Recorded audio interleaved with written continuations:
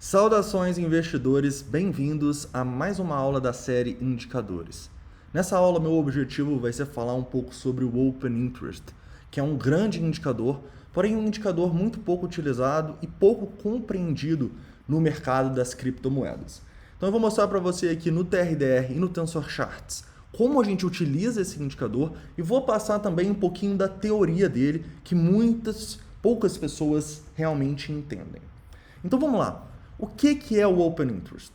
O Open Interest é um indicador, uma ferramenta que a gente utiliza em derivativos. No nosso caso aqui das criptomoedas, nós vamos utilizar muito em contratos futuros do Bitcoin e das outras moedas, tá? Por exemplo, quando a gente vai numa Binance Futures, a gente vai ter o Open Interest disponível para todas as moedas que estão disponíveis lá nos contratos futuros. Quando a gente vai numa Bybit, numa BitMEX também. Porém, isso não vai acontecer quando a gente vai nas exchanges spot, que não tem contratos envolvidos. Então, o Open Interest ele é um conceito ligado aos futuros e às opções no criptomercado. Vamos focar aqui nos futuros hoje. Mas vamos lá, o que é o Open Interest? De maneira simples, o Open Interest é o número de contratos que está aberto nesse mercado futuro. Mas vamos lá, o que é um contrato? Um contrato, necessariamente é formado por duas partes. Ou seja, toda compra, todo início de operação de um contrato tem uma outra parte que está fazendo o contrário, que está vendendo. Porém, não necessariamente, quando a gente vai lá na BitMEX ou na Binance Futures e abre um contrato, a gente está aumentando o Open Interest. Não. O que acontece é que o Open Interest pode variar de 3 maneiras diferentes e essa parte é um pouco complicada, um pouco contra-intuitiva, mas eu vou te passar essa regrinha para você entendê-la, tá? E quando a gente for falar da prática, eu tenho certeza que vai ficar muito mais claro para você. Mas vamos lá. Como que o Open Interest pode variar? Primeiramente, se eu estou abrindo uma posição de long, por exemplo, e outra pessoa também está abrindo na conta dela uma posição de short, eu tenho um aumento de mais 1 no Open Interest. Se, ao mesmo tempo que eu estou abrindo uma posição de long, tem outra pessoa saindo, realizando a posição de short dela, por exemplo, eu não tenho uma mudança no Open Interest, ele fica em 0.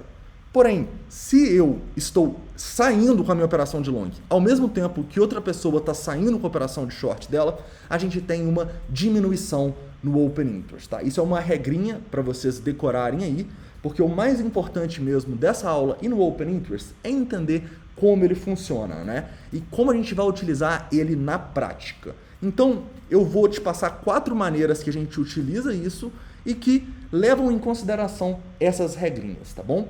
Vamos lá, investidores. O primeiro ponto que a gente utiliza o Open Interest é em relação à tendência de um criptoativo. A gente sempre quer analisar o que o Open Interest está fazendo em relação a uma tendência.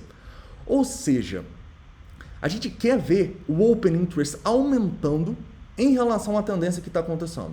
Por exemplo, quando o Bitcoin foi lá nos $10.000 e começou a cair, a gente pode enxergar que o Open Interest também, olha só, começou a subir. Vocês conseguem ver? O que isso mostra pra gente?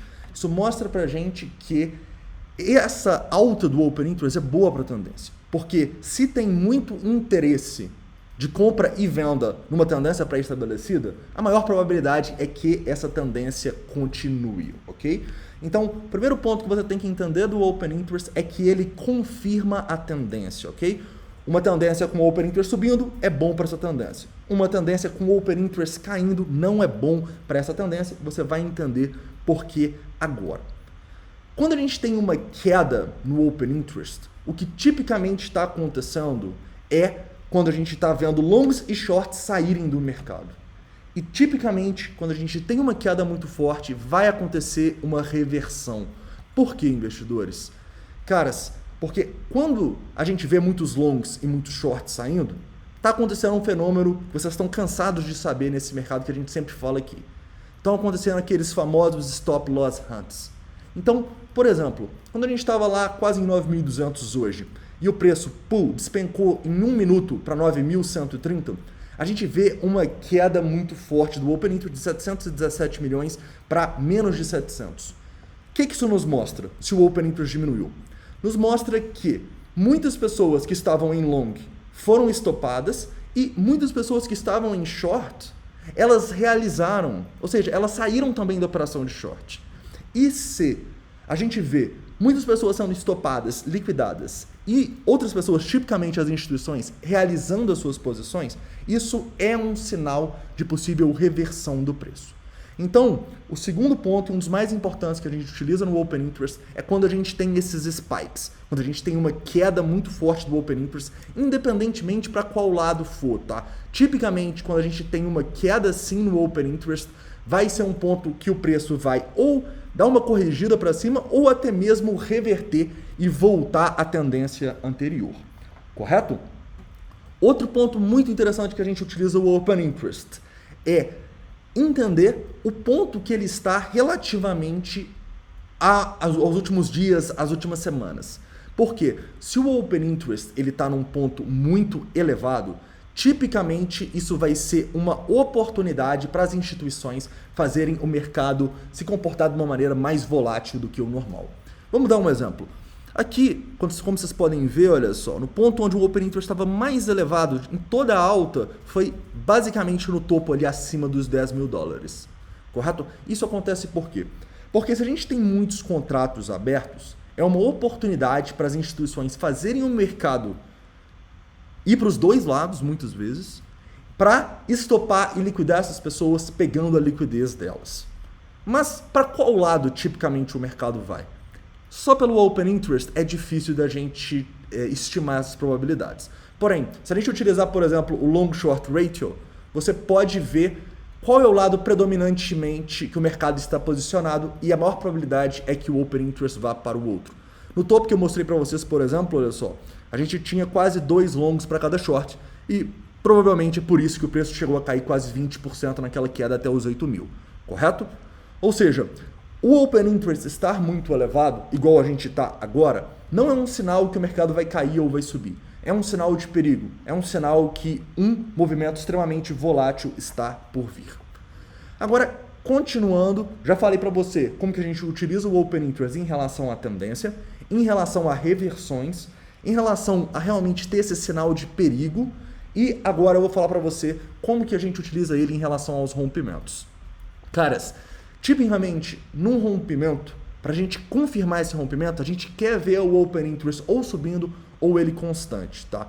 Quando a gente tem um rompimento e o Open Interest cai, pode ser um sinal de reversão. Mas se ele não cai ou até aumenta, é um sinal de que provavelmente esse rompimento vai acontecer. Por exemplo, quando a gente estava aqui, olha só, nessa região dos 9.160 aqui, né? 9.170. A gente teve um rompimentozinho aqui e o Open Interest aumentou, correto? O que isso mostra pra gente? Que provavelmente pelo menos mais uma pernada a gente vai ter, ok? Então, o Open Interest ele é muito bom para confirmar os rompimentos. E qual indicador você pode utilizar para te dar mais uma confirmação? O Long Short Ratio, né? O Long Short Ratio que a gente também pode utilizar para tentar entender rompimentos onde a maioria do mercado errou.